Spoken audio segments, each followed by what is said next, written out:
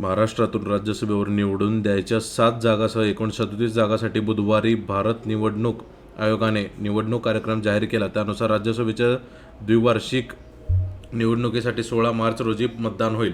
विधानसभा निवडणुकीनंतर जवळपास निकालात निघालेल्या महाविकास आघाडीच्या ऐक्याची ही निवडणुकीत कसोटी लागणार आहे. विधानसभेतील संख्याबळ लक्षात घेता महायुतीचे 6 तर महाविकास आघाडीचा एकच उमेदवार राज्यसभेवर निवडून जाऊ शकतो.